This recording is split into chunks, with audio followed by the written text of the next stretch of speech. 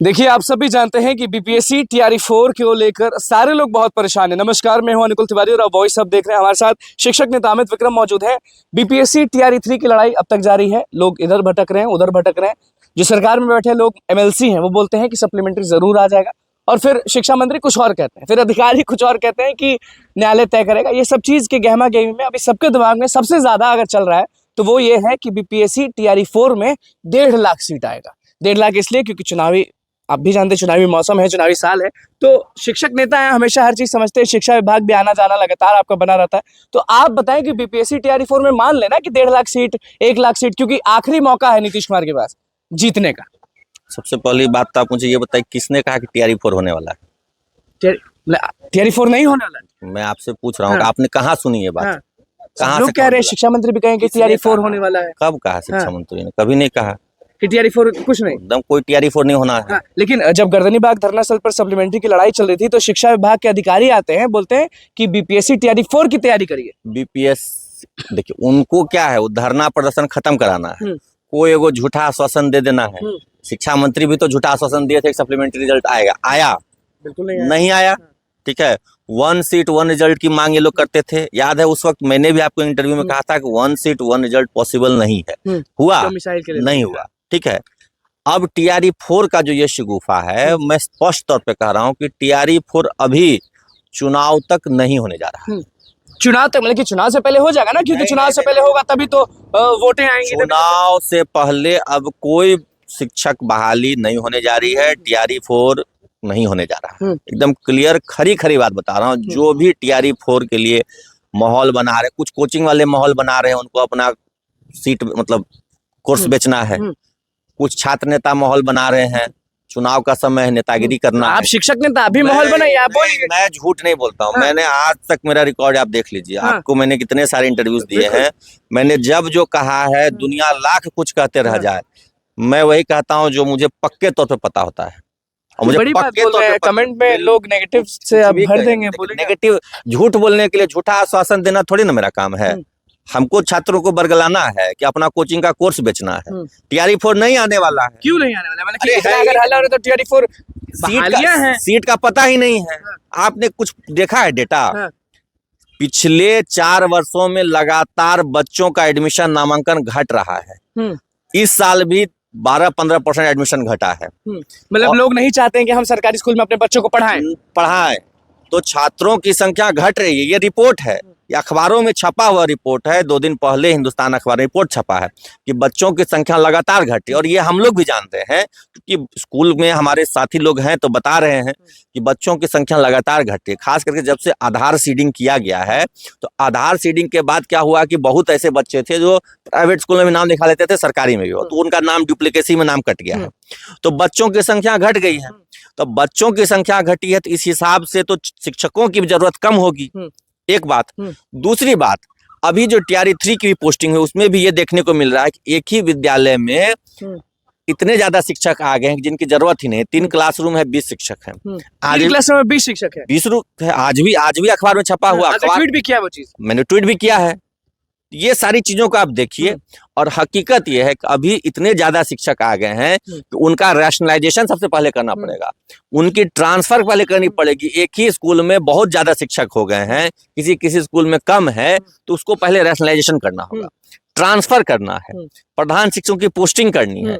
अभी कहीं से कोई शगुफा विभाग में, शिक्षा विभाग में कोई, कल को शिक्षा मंत्री बोलेंगे कि टीआरई 4 होने वाला है, सब लोग, सारे शिक्षक बोल रहे हैं, सारे लोग बोल रहे हैं, तो सब झूठ है। सब झूठ बोल रहे हैं, सब के सब। अधिकारी भी झूठे हो गए, शिक्षक भी झूठे हो गए। बस सच्चे अमित विक्रम है। डंके की चोट पे मैं कह रहा हूं, सच्चे अमित विक्रम है बस शिक्षक नेता नहीं। सच्चे जो सच्ची बात है वो ऑफ द कैमरा, आप शिक्षा विभाग सचिवालय में जाके पता कर लीजिए। ऑफ द कैमरा, कैमरा बंद करके जाइए, और वहां जाके जो पदाधिकारी अगर आपके कोई परिचित में है, पूछ लीजिए कि टीआरई 4 की कोई तैयारी चल रही है। कोई तैयारी नहीं चल रही। मैं तो परसों भी सचिवालय गया, प्रधान शिक्षक के मामले पर सचिवालय गया। वहां पे हमारे कुछ परिचित पदाधिकारी उनके साथ में बैठा, मैंने चर्चा भी की। बोले कहाँ कोई चर्चा, कौन बोल रहा है बहाली? उन्होंने सर आ रहा है बहाली फॉर्म।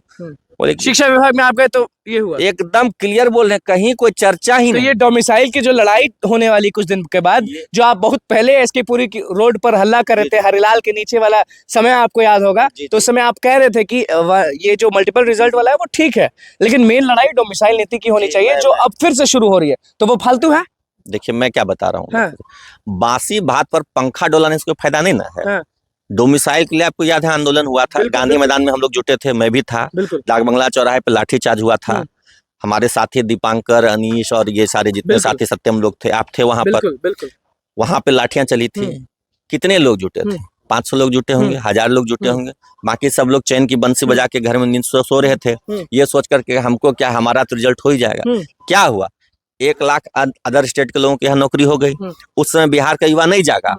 अब TRE 2 भी हो गया, TRE 3 भी हो गया और अधिकांश सीट भर गए। ये जो दिवा स्वप्न दिखाया जा रहा है कि 1.5 लाख बहाली आ रही, कुछ नहीं आने जा रहा है। अब जो विभाग से आपकी बात हो ही गई है, मैं गारंटी के साथ कह रहा हूँ, लिख लीजिए आज, जिसको जो कहना है कह ले।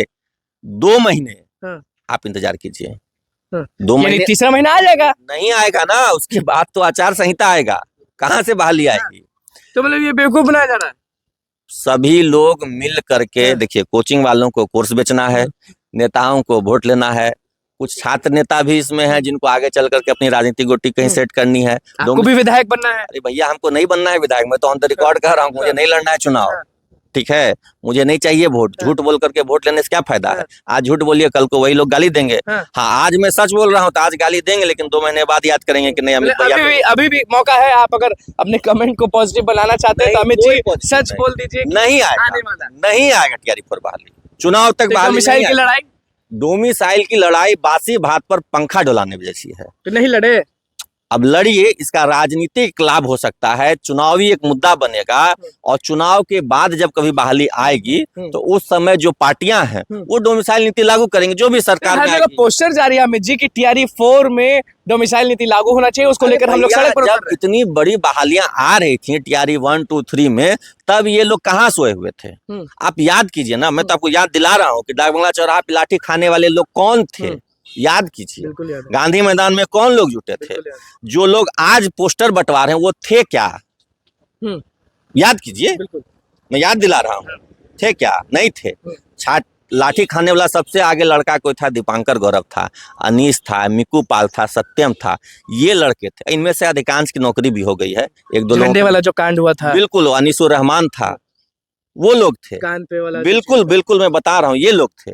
आज जो छात्र नेता बन करके ये डोमिसाइल का पोस्टर जारी कर रहे हैं, जिस समय बहाली शुरू हो रही थी उस समय तो ये लोग नहीं थे। उस समय साफ बता रहा हूँ, सुन लीजिए, उस समय जिन दलों का वो समर्थन करते हैं उनकी सरकार थी, तो चुप बैठे हुए थे डोमिसाइल के मुद्दे पर।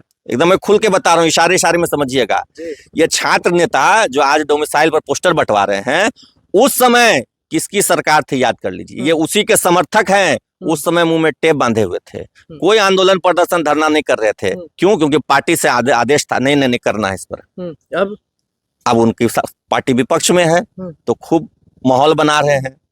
तो ये सब माहौल है। हाँ, माहौल बाजी है। डायरेक्टली आपने एक सच ये बोला है कि बेवकूफ जैसे शिक्षा मंत्री बनाते आए हैं, तो एक क्लासरूम अगर भर गया है तो उस क्लासरूम में और लोग तो अटेंगे नहीं। तो वही चीज है कि TRE 1, 2, 3 में बहालियां इतनी हो गई है कि ना तो सप्लीमेंट्री दिया जा रहा है, सप्लीमेंट्री दे ही नहीं पा रहे हैं, तो बहाली सप्लीमेंट्री देना चाहिए। देखिए मैं सप्लीमेंट्री वाले विषय में अभी भी कह रहा हूँ कि सप्लीमेंट्री देना चाहिए, क्योंकि सप्लीमेंट्री ऑलरेडी विज्ञापित सीट है, उनके आधार पर मांगा जा रहा है। कोई नई सीट की बात नहीं हो रही, हो चुका जो विज्ञापित है, जो रिक्तियां हैं, उसी पर वो सप्लीमेंट्री रिजल्ट मांग रहे हैं, वो मिलना चाहिए, उसके पक्ष में मैं हूँ। लेकिन मैं ये कह रहा हूँ कि TRE 4 या कोई भी नई बहाली अभी चुनाव तक नहीं होगी, इसको आप लिख लीजिए। मुख्यमंत्री बनने के बाद होगा जो होगा। अब नई सरकार आएगी, वो भले भी आखिरी बार पूछ रहा हूँ, TRE 4 नहीं होगी?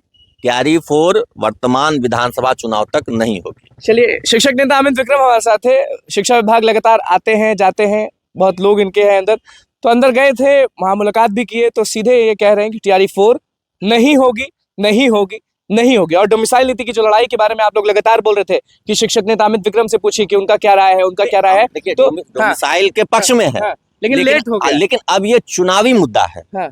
अब वर्तमान में तुरंत तत्कालिक मुद्दा बुलाएंगे तो जाएंगे ना। देखिए, बिल्कुल हम तो हमेशा डोमिसाइल की लड़ाई में गए हैं, और डोमिसाइल नीति का हम चाहते हैं कि लागू हो, हमारी पार्टी भी चाहती है लागू हो, जनसुराज से हम जुड़े हैं वो भी चाहती है लागू हो। लेकिन अब ये चुनावी मुद्दा है, अब ये तत्कालिक मुद्दा टीआरई नहीं 4 में कोई फायदा नहीं। टीआरई 4 अभी होना ही नहीं है, तो फिर फायदे की बात क्या है? चलिए, भविष्य में जब होगा, चुनाव के बाद तो भविष्य होगा। में देखिए, अमित विक्रम है, जिद्दी है, बार बार पूछने पे भी कह रहे हैं कि टीआरई 4 नहीं होगा, नहीं होगा, नहीं होगा। कमेंट में आप जो बोलना चाहते हैं वो जरूर कहिएगा। तो बस हमारे चैनल को सब्सक्राइब करें, वीडियो को लाइक करें। कैमरा मैन के साथ धन्यवाद।